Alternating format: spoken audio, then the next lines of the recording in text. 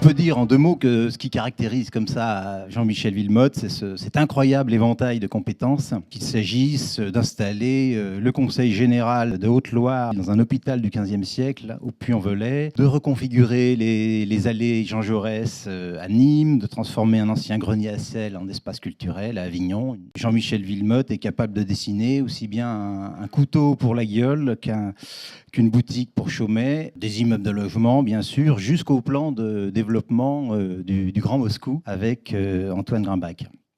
Je pense que j'ai terriblement peur de l'ennui. Et j'ai jamais imaginé être spécialisé dans quoi que ce soit.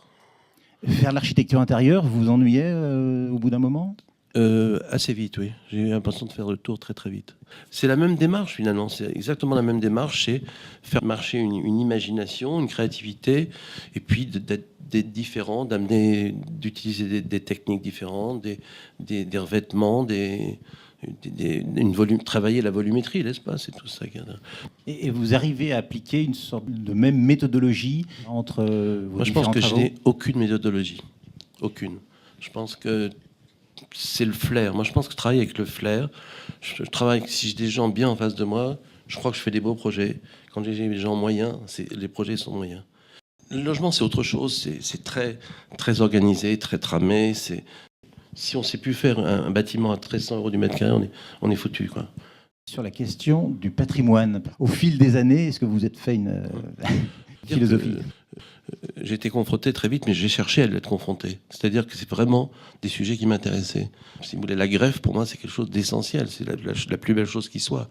Partir d'un bâtiment 18e, partir d'un bâtiment même plus ancien, d'une usine actuelle, et lui redonner une seconde vie par un nouveau programme, et en y additionnant un programme qui va être traité avec le savoir-faire d'aujourd'hui et qui va être une sorte un mariage et un dialogue entre la partie ancienne, la partie existante et la partie contemporaine. J'ai la question, le sujet globalement de la ville 2.0 ou de l'Internet en ville. Moins d'étalage, plus d'interface. Comment voyez-vous la suite de l'histoire ? Il faut dire une chose, c'est que nos enfants ont été éduqués avec le numérique. C'est un moyen de réflexion, mais c'est pas pour ça qu'ils vont pas aller au marché bio, boulevard Raspail le dimanche matin. Je veux dire, je connais très bien le sujet parce que donc je travaille avec Xavier Niel et on va installer 1000 startups dans la halle que vous avez vue tout à l'heure, ce qui représente presque 3500 jeunes qui vont travailler dans le domaine du numérique. C'est vrai qu'ils ne travaillent plus derrière un bureau, ils s'allongent, ils sont sur leur lit. Donc il faut revoir tous ces principes et ces façons de travailler. Ils travaillent en bande. D'ailleurs, on a dessiné un mobilier adapté à ce travail en bande.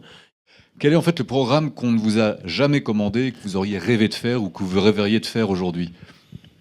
Avant, je disais toujours une cathédrale, mais ça, on en fait une orthodoxe.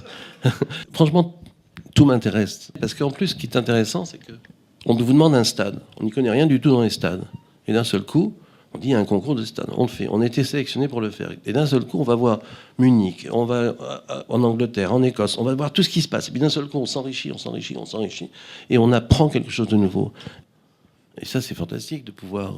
je vous ai parlé tout à l'heure de l'hippodrome, j'ai parlé du vin. On a eu récemment... On a fait le premier hôpital. Je m'étais juré que je ne ferais jamais d'hôpital. Vraiment, pour moi, c'était des mauvais souvenirs. Je ne voulais pas faire d'hôpital. Puis j'ai rencontré un médecin génial, vraiment génial. Donc j'ai accepté de faire... J'ai fait un concours que nous avons gagné. Mais il a fallu tout apprendre, repartir à zéro. Moi, je ne savais pas ce que c'était. Et puis j'avais des idées très idéalistes. Pour moi, l'essentiel dans un hôpital, c'était les plafonds. Alors j'ai parlé de ça pendant tout le projet, mais à la fin, j'ai pas eu le budget pour le faire. Mais pour moi, tout était la signalétique, tout devait se passer au plafond, quoi. Tiens, il va y avoir un concours de ponts habités. Ça m'intéresserait, par exemple. Oui, vous me faites réfléchir un peu.